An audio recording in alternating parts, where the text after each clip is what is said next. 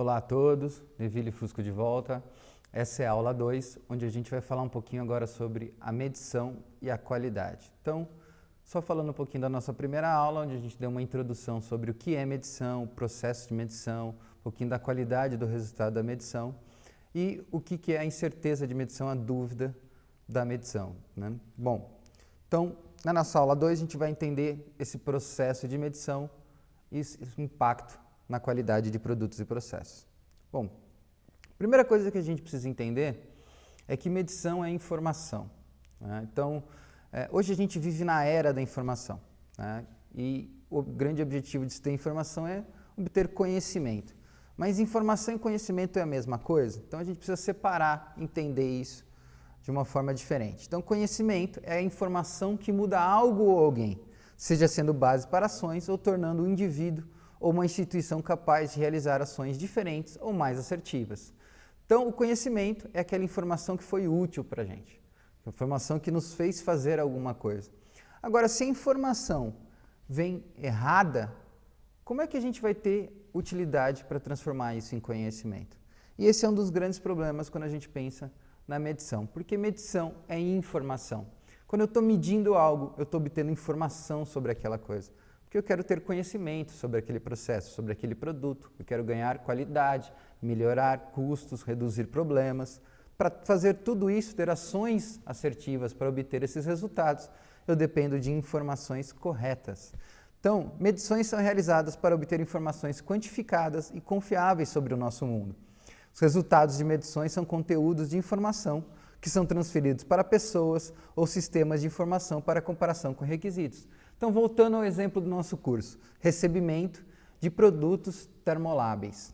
Então, eu estou medindo a temperatura no recebimento.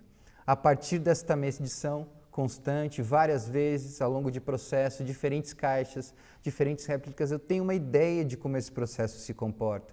Quais os riscos que eu estou envolvendo?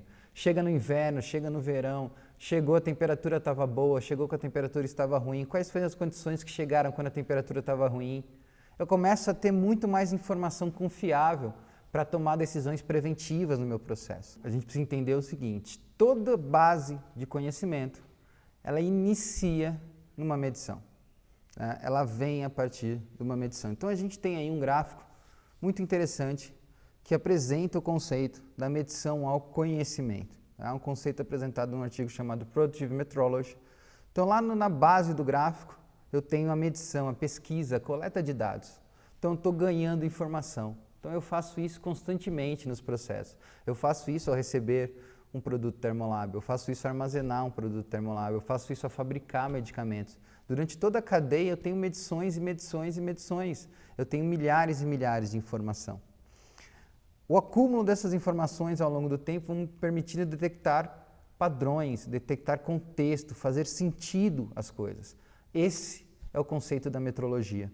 Quando a gente avança nesse sentido para começar a achar teorias, achar bases de conhecimento, para começar a inferir decisões, a gente já trabalha numa área de formação de conceitos, numa área de interação de processos, de ações mais assertivas, de ações onde a gente vai trabalhar com prevenção e não mais com correção.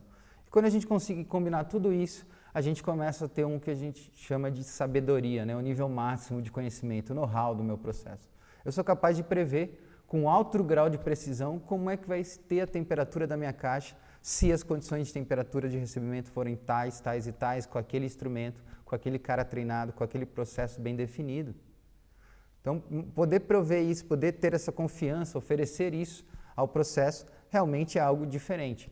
Agora, tudo isso só vai ser alcançado se a medição for bem feita, se a medição tiver a qualidade adequada. Porque se a informação que eu receber for feita com instrumento inadequado, for feita com uma baixa qualidade, toda a cadeia de informação na construção do meu conhecimento vai por água abaixo. Então, o impacto da qualidade da medição ele é muito clara no processo. Então, eu tenho aí, por exemplo, apresentado para vocês o conceito de qualidade percebida e qualidade produzida em um processo. A qualidade percebida é a qualidade entregue ao cliente. A qualidade produzida é aquilo que sai da máquina. E E o que tem entre a máquina e o cliente? Um processo de medição, um instrumento de medição. Então, um processo de medição que vai medir aquele produto e vai falar se está conforme ou não a um requisito e vai entregar ao cliente. Então, por melhor qualidade, por mais caro, por mais sofisticado que seja a minha máquina de produção, que seja o meu processo de produção, se meu processo de medição não acompanhar o meu processo de produção, dificilmente eu vou conseguir entregar uma qualidade percebida adequada para o meu cliente. Então, as duas coisas precisam funcionar, tanto a qualidade produzida, ou seja, a qualidade que sai da máquina, como a qualidade percebida, que é a qualidade que passou por um processo de medição. E qual o risco envolvido, então, nessa qualidade percebida? Qual o risco do meu processo de medição? Existe o chamado risco do produtor e risco do consumidor, né?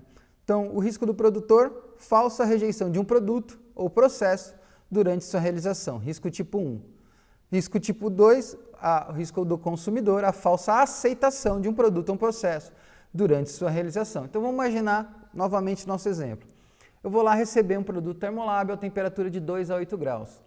Na hora que eu chego, esse produto chega para mim, eu vou medir esse produto e o meu instrumento tem um erro e o produto está na temperatura adequada, só que eu enxerguei pelo erro do meu instrumento a temperatura fora.